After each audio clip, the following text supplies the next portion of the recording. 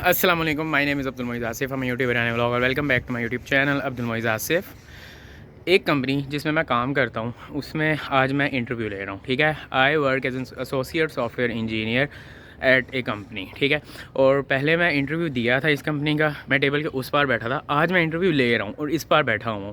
Basically मैं आप लोगों को तरीके बताता हूँ कि किस तरह से आपने इंटरव्यू क्रैक करना है, किस तरह से आपने एनईटी क्रैक करना है, इंटरडिसिप्लिन क्रैक करना है। तो जिस तरह मेरी लाइफ में कुछ फेजेस आते हैं वो मैं आप लोगों को बताता जाता हूँ, शेयर करता रहता हूँ।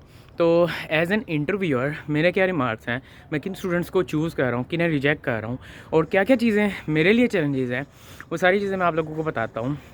सबसे पहले भाई, अगर आप कंप्यूटर साइंस का इंटरव्यू देने आ रहे हो ना, तो भाई 4 चीज़ें तो तैयार करके आओ ना। तैयारी के बगैर भी कुछ स्टूडेंट्स आते हैं, तो उन्हें क्या हम फैसिलिटेट करें। देखो क्या होता है, जब इंटरव्यूअर आपसे इंटरव्यूअर के पर्सपेक्टिव से बता रहा हूँ, अपने जो मैंने इंटरव्यूज़ लिए हैं उनके पर्सपेक्टिव से बता रहा हूँ कि ये वीडियो जो है बेसिकली रिवॉल्व करेगी कंप्यूटर साइंस के लिए। ठीक है, अच्छा, अगर आप लोग हो वो स्टूडेंट हो जो एक प्रॉब्लम में फंस गए हो, हम प्रॉब्लम सॉल्विंग के भी मैं क्वेश्चंस पूछ रहा हूँ। अगर एक प्रॉब्लम में स्टूडेंट फंसता है ना, मैं उससे दूसरी पूछता हूँ, मैं तीसरी पूछता हूँ, मैं ट्राई कर रहा होता हूँ किसी ना किसी पे सॉल्व करना शुरू हो। तो आगे सीरीज़ ऑफ क्वेश्चंस अगर 2-3 सॉल्व कर लेना तो मैं अगले फेज़ में चला जाता हूँ।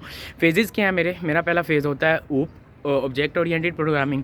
दूसरा है डीएसए। तीसरा है मेरे पास प्रॉब्लम सॉल्विंग जनरल। ठीक है, डीएसए के अलावा थर्ड है मेरे पास डीबी। 3-4 क्वेश्चंस मैं कर रहा होता हूँ, फुल मुश्किल पूछता हूँ, और अगर उनके जवाब दे दिए तो मैं आसान वाले पूछे बगैर आगे चला जाता हूँ। लेकिन अगर एक मुश्किल में अड़ गए तो फिर मैं थोड़े आसान की तरफ आता हूँ, और अगर आसान में भी थोड़े आसान में भी अड़ गए तो बहुत आसान में आ जाता हूँ कि कोई किसी ना किसी सॉल्व, अगर सबसे आसान में उन्होंने एक सॉल्व कर लिया ना, तो फिर मैं मुश्किल की तरफ दोबारा वापस आता हूँ, क्योंकि मैंने कोई चीज़ें असेस करनी होती हैं। अब देखो, ये जो आप लोगों ने असेसमेंट्स मैं कर रहा हूँ, मैं आगे पास कर रहा हूँ। अगर स्टूडेंट पहले में अड़ गया, ठीक है, पहले में अड़ने का मसला नहीं है, दूसरे में भी अड़ गया तब थोड़ा मसला होता है, तीसरे में भी अड़ गया तो फिर मैं अपना फेज़ ही चेंज कर लेता हूँ। मतलब अगर डाटा स्ट्रक्चर्स में हूँ तो मैं ऊप में चला जाता हूँ। अगर ऊप में भी क्वेश्चन नहीं आ रहे, फिर मैं इंटरव्यू आगे करता ही नहीं हूँ, मैं कैरी ऑन ख़त्म कर देता हूँ। यही बता रहा हूँ कि अगर आपकी तैयारी नहीं है, ये 4 चीज़ें प्रिपेयर्ड नहीं है, object oriented programming, dB, DSA और प्रॉब्लम सॉल्विंग, ये 4 चीज़ें प्रिपेयर्ड ही नहीं है, तो फिर आप इंटरव्यूअर से क्या एक्सपेक्ट करोगे कि उसने आपको इंटरव्यू में क्यों नहीं रखा। अब एक थोड़ा सा इमोशनल कनेक्शन भी आ जाता है स्टूडेंट्स के साथ। एक स्टूडेंट आया, उसने मुझे थोड़ी अपनी कहानी सुनाई और थोड़ा बताया कितनी स्ट्रगल लाइफ वो गुजार रहा है, उसके पेरेंट्स कितनी स्ट्रगल लाइफ गुजार रहे हैं। I was not interested in that, लेकिन फिर भी मैं इंसान हूँ। एक इंटरव्यूअर इंटरेस्टेड नहीं होता, लेकिन मैं एक इंसान हूँ, वो भी मेरे भाइयों की तरह था। थोड़ी सी इमोशनल अटैचमेंट मुझे हुई, सिंपैथी आई, बट उस चीज़ ने बिल्कुल रोल प्ले नहीं किया उसकी एक्सेप्टेंस में। जब मैंने उससे क्वेश्चन पूछना शुरू किया तो उसे कुछ नहीं आया।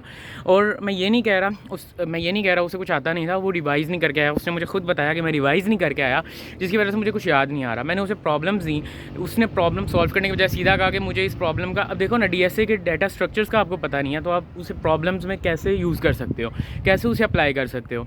उसने मुझे कहा कि मैं नहीं कर सकता क्योंकि मुझे याद ही नहीं आ रहा। दूसरा पूछा, तीसरा पूछा, उसे नहीं आया। मैंने 2 फेजेज़ ऊप और डाटा स्ट्रक्चर के बाद मैंने उसका इंटरव्यू ख़त्म कर दिया, और इवेंचुअली उस बेचारे को मैं नहीं सिलेक्ट कर पाया। मुझे दुख था, मैं करना चाहता था, लेकिन मेरे ऊपर कंपनी की रिस्ट्रिक्शंस हैं, मेरे ऊपर बहुत ज़्यादा चीज़ें हैं, जिसकी वजह से मुझे देखना पड़ता है। Obviously you have to hire a skilful person. मैं भी कुछ नहीं था, बहुत से स्टूडेंट्स आ रहे हैं, उन्हें सिर्फ, अच्छा, हम इंटरव्यूज़ में सिर्फ बेसिक्स जज कर रहे होते हैं जो आपने पढ़ी होती हैं यूनिवर्सिटी में। हम ये नहीं, मैंने ये जज नहीं किया कि आप लोगों ने किसी एक फील्ड में बहुत ज़्यादा काम किया तो वही दे दो। अगर आप कंप्यूटर साइंस का as a fresh graduate interview देने आ रहे हो तो आपसे एक्सपेक्टेशन यही होती है कि आपने पिछली 4 साल जो बेसिक्स है ना, वो आपने अच्छी तरह से की हो। यार कहानियाँ कभी नहीं सुनाओ। अभी एक बच्चा आया, वो इतनी लंबी कहानियाँ सुना रहा था कि मैं थक गया। मतलब कहानी सी मीन्स के, एक मैंने पूछी है, मैंने उसे ऊप पूछा था क्या होता है, उसने मुझे 4 पिलर्स, उसने मुझे पॉलीमॉर्फिज्म, एब्स्ट्रक्शन, इनकैप्सुलेशन बता ही जा रहा था। एंड में मैंने उसे रोका, मैंने ये चीज़ें आपसे नहीं पूछी, मैंने बस आपसे बेसिक्स पूछी थी। तो भाई इतनी लंबी लंबी कहानियों में ना जाया करो, जस्ट सिंपल आप लोग ट्राई किया करो, जितना पूछा है उतना जवाब दो। इससे आपकी एफिशिएंसी नहीं आ रही होती, इससे इंटरव्यू जो होता है वो थक जाता है।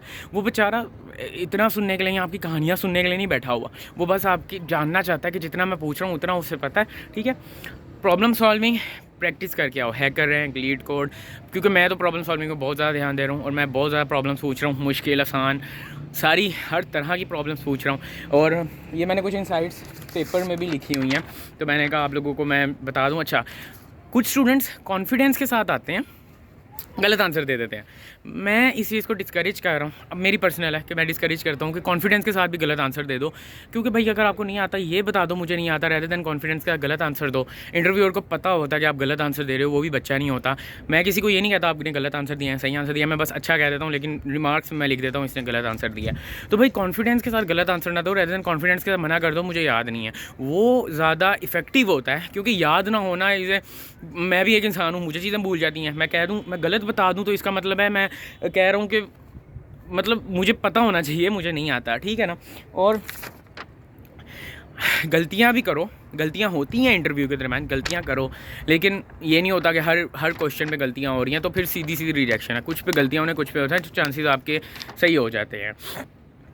मैं सिलेक्ट किसे कर रहा हूँ, मैं आप लोगों को थोड़ा सा बता देता हूँ। उन स्टूडेंट्स को सिलेक्ट कर रहा हूँ जो कम से कम ट्राई कर रहे हैं, जो वहाँ पे बैठे हैं, जो प्रॉब्लम सॉल्व करने की कोशिश करते हैं, जिन्हें मैंने कहा है कि ये प्रॉब्लम है, इसे आप सॉल्व करो, और वो ट्राई कर रहे हैं कम से कम। और एंड में चलो सोल्यूशन पूरा नहीं भी आया तो सोल्यूशन के पास भी पहुँच गए हैं ना, तो इसका मतलब है कि मेरा काम हो गया, ठीक है। मैं जिस स्टूडेंट को ढूंढ रहा था वही है, क्योंकि उसे मैंने ट्राई करते हुए देखा और वो ट्राई अच्छी कर रहा था, तो इट मीन्स कि वो आगे भी कर लेगा। लेकिन ट्राई करने के बाद आंसर भी अच्छा आना ज़रूरी है। सफिशिएंट टाइम मैं देता हूँ। मुझे वो स्टूडेंट अच्छे लग रहे हैं जो जिन्हें आता है, देखो जिन्हें आता है वो कॉन्फिडेंस से फ़ौरन सही जवाब दे देते हैं और आपको पता चल रहा है बच्चा तैयारी करके आया है। मैं उन्हीं स्टूडेंट्स को चुन रहा हूँ, उन्हीं स्टूडेंट्स को सिलेक्ट कर रहा हूँ। और देखो बाद में इधर आने के बाद भी आपको बहुत कुछ सिखाया जाता है, ये बात नहीं होता। इधर आने के बाद बड़े इंटरव्यूज होते हैं। मुझे तो यही बात है, यही कुछ बातें हैं। आप लोग इंटरव्यू कम से कम देने आओ, तैयारी तो करके आओ ना। बहुत से स्टूडेंट्स तैयारी नहीं करके आ रहे, जो चीज़ आपके कैरियर के लिए अच्छी नहीं है। एक स्टूडेंट को तो बेचारे को खुद ही पता चल गया कि मेरा इंटरव्यू सही नहीं हो रहा।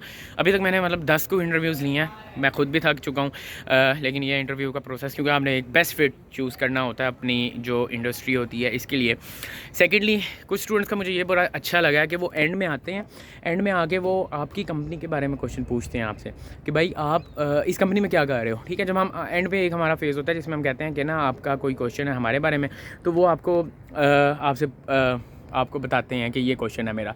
तो वो एक बहुत अच्छी चीज़ होती है, क्योंकि उससे पता चलता है ये बंदा कितना इंटरेस्टेड है आपकी कंपनी में, कितनी रिसर्च करके आया है, कितना पूछ रहा है इस वक्त बैठा बैठा कि भाई आपकी कंपनी में ये होता है, वो नहीं होता, अच्छा अगर ये नहीं होगा वो नहीं होगा। तो वो एक बड़ा पॉजिटिव फैक्ट होता है। तो हर इंटरव्यू में आपसे एंड में ये ज़रूर पूछते हैं आपका कोई क्वेश्चन है हमारे बारे में, तो उस क्वेश्चन का आप लोग कोई रिसर्च करके जाओ उस कंपनी के बारे में और पूछो कि यहाँ पे ये हो रहा है तो कैसे हो रहा है, तो पता चलेगा कि यार ये बंदा कुछ पढ़ के आया हमारी कंपनी के बारे में। लेकिन सिर्फ इस बेसिस पे ही नहीं होती, यही नहीं होता कि सिर्फ कंपनी के बारे में आप पढ़ रहे हो और उसके बाद आपको और चीज़ें आती नहीं हैं तो आप सिलेक्ट हो जाओगे, ऐसा नहीं होता। बहुत वही चीज़ें जो मैंने इस पूरी वीडियो में आपको बताई हैं, ठीक है।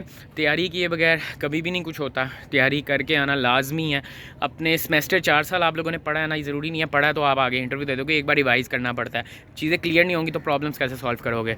तो यही था मेरी तरफ से, मैंने कहा आप लोगों को थोड़े से इंसाइट्स बता दूँ। अभी मैं ऊपर ऑफिस की छत में ही आया हूँ और अभी मैं दोबारा इंटरव्यू लेने जा रहा हूँ, और यही था बस। चलो मिलते हैं आपसे नेक्स्ट एपिसोड में, अपना ख्याल रखना, अल्लाह हाफिज़।